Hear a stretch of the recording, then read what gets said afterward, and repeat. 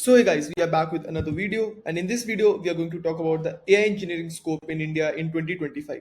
So I think the placement season has started, and a lot of people, a lot of students are going to take part in this placement season and are going to apply for the AI roles across India. I'm not only restricting you to take the job in India. You can take jobs all over the globe, but I think 90 to 95% students will get placed in India. So that's the reason I'm targeting Indian jobs this in this video. And I think a lot of people will also be switching their roles, moving from typical data engineering roles to slightly data scientist towards centric, or maybe towards the beginning of AI roles, something like that. So yeah, we are going to talk about that. The three things that majorly I'm going to discuss is the resources, salaries, and future. So I have been in this industry for 2 years now, and I have talked to a lot of people across the domain for this video. I have talked to ML engineers, research engineers, and not only in my organization but on organizations which tend to focus more on research part, less on only towards engineering. Then we have organizations who directly uses the APIs and don't tend to focus more towards research. And from that I've got this data of salaries. So two things will be the major part. One will be salary and another will be future. Resources I will be talking initially to help people who are not going to watch the previous videos because of the time restriction. You guys can have an overview of what resources you guys can use and go ahead in this role. So I think we can start the video now.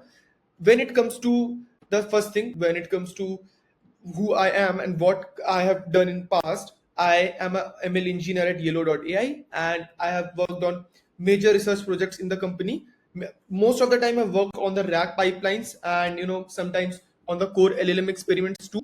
I have published more than 3 papers in the domain, and one of my paper recently got accepted into UMNLP this year. So yeah, that was about myself.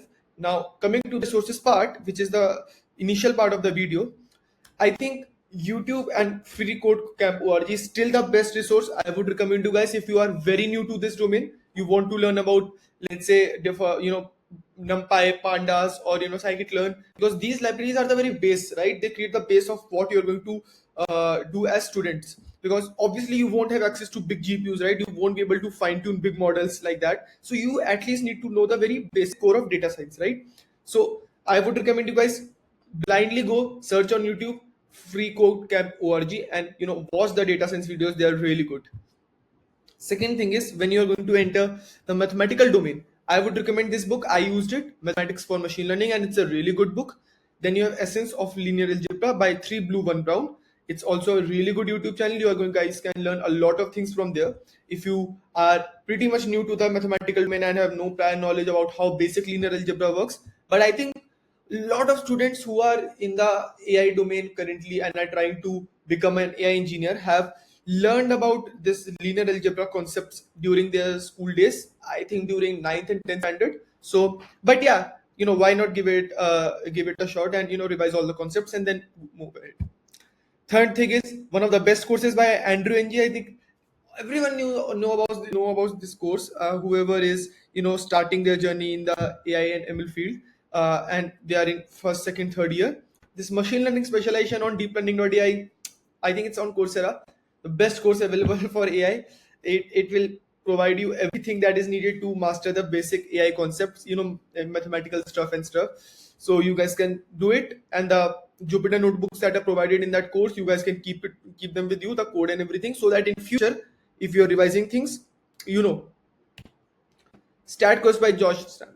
I think anyone who is currently an AI engineer will be knowing that this channel is like a gold mine to a lot of people, because the word BAM, double BAM, triple BAM, I think uh, it's like not nostalgic, right? Because I personally will tell you my story. When I was entering this whole domain, I saw this channel, I think 2 years back, 1.5 2 years back, when I was part as an intern, and I was learning a lot of basic things again, because you know when you do small projects and when you will do big projects, you will feel that okay, the knowledge that was used there is not going to be applicable here. So maybe you will have to revise a lot of concepts again, and some mathematical stuff you will have to even deep dive. So I would recommend you guys to go and check out this channel. Best videos. The book is also really good. Although I haven't read the book yet, but I have seen some reviews of the book and it's really good. Now, coming to how you can start from this YouTube channel, I think you guys can simply search this channel name and whatever concept you want to learn. Let's say you want to know about transformers, you want to learn about LST, RNN. Simply search with the topic and you'll get the video.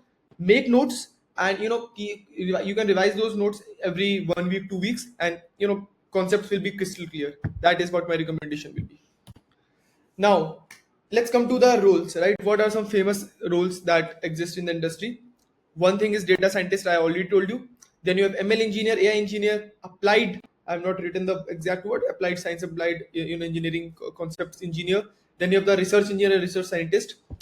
You will see a lot of overlaps in these engineers, and a lot of companies will be exchanging the names with with other organization, because the work that you do inside the organization can vary a lot when it comes to these role names, but overall there will be a lot of overlapping in the work that all these domains do.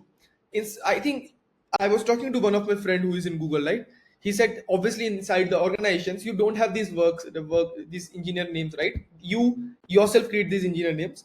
And let's say in my organization, I will be using the word software engineer in data science team, software engineer in AI team, something like that we will be using, right?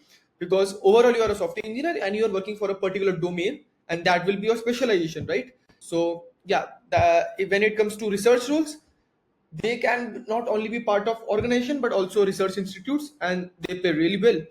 So it completely depends on what which organization you are part of and what work you are majorly working on. Okay, now we will be talking about the salaries, right?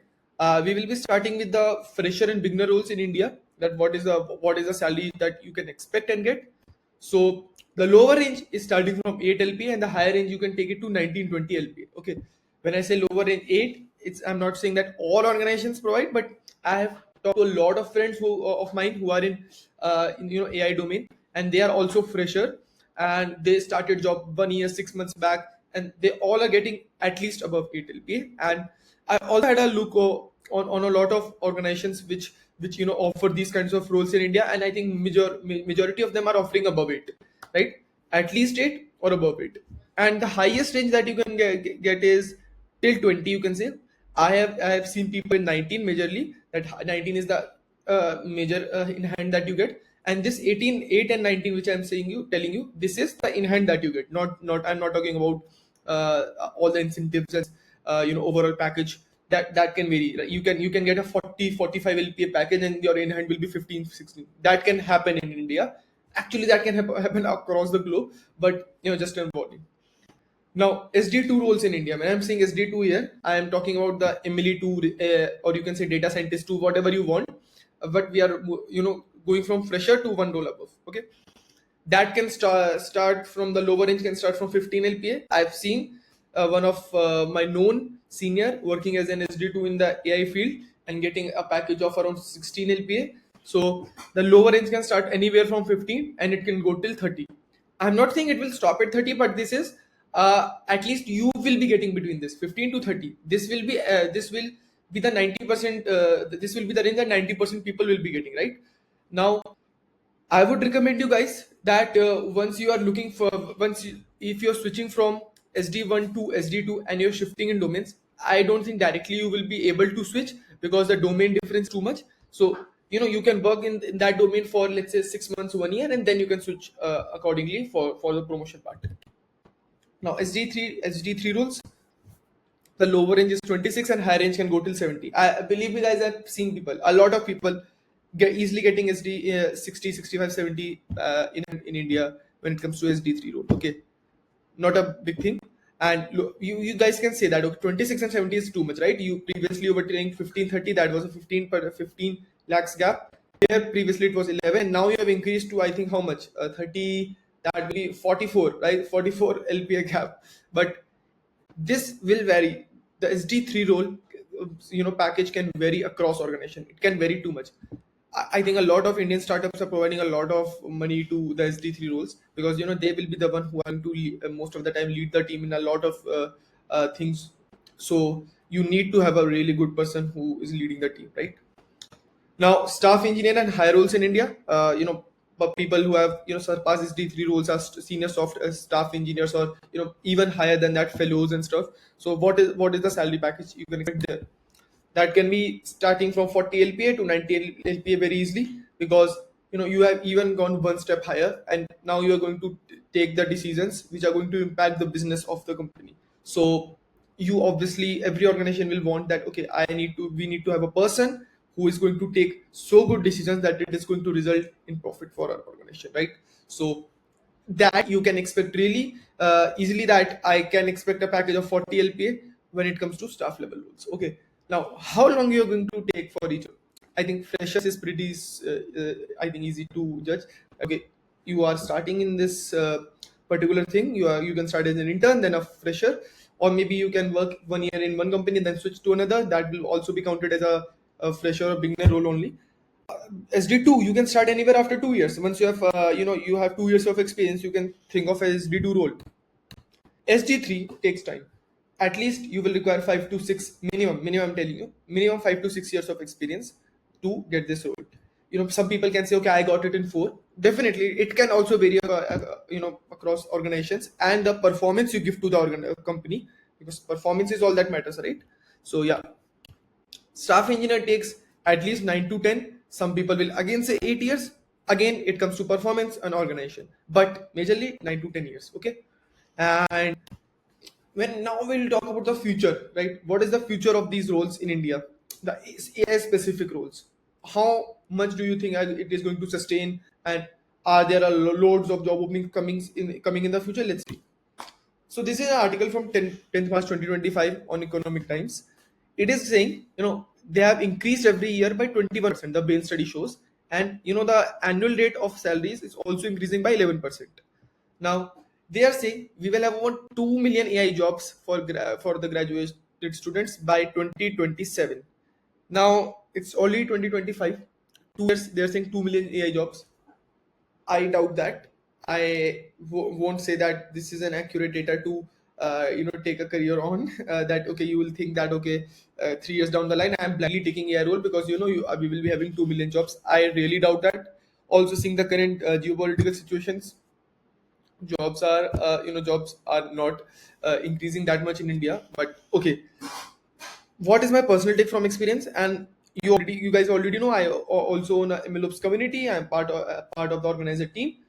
In Delhi NCR, we conduct events every 2 to 3 months. We will be having an event in the coming 2 months, in 2 weeks, I guess. Yeah, and we will be promoting it in the next week. So yeah, I'll keep you guys informed on the community tab.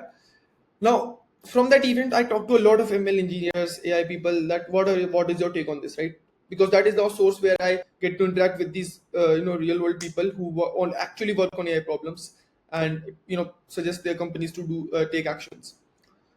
Everyone is saying that definitely jobs are increasing in India. I think 5 years back, if you see, we were having, let's say, X jobs, right? Now you can definitely say we have 2X jobs after 5 years. I can say that. But is it increasing the way these people are saying on Economic Times that okay, by 2027 we will be having 2 million jobs? If you are counting prompt engineering as an AI job, then yeah, you can say that okay, we will have 20 lakh jobs across India of specific AI domain. But when it comes to actual AI jobs, which involves maybe engineering or research, or let's say when it comes to productionizing or anything, my take still will be that whatever jobs we have now, maybe there will be a 10 or 9% increase or 15% increase by 2027, and they are increasing, but not at a pace that you guys are thinking that okay, because these big models are coming, because these new LLMs and the age of AI is being revolutionized across all the domains, jobs are going to increase too much in India. Let's say 5 times, 6 times. No, that is not going to happen. We will see an increase 10%, 15%, and that is definitely a positive thing that you can take from this video. But please don't go blind with the stats that okay, we will have so many jobs, I will easily get a job in AI domain. Prompt engineering is not an AI job. Prompt engineering is part of the whole LLM thing. I agree, it's important, but it's not an AI job.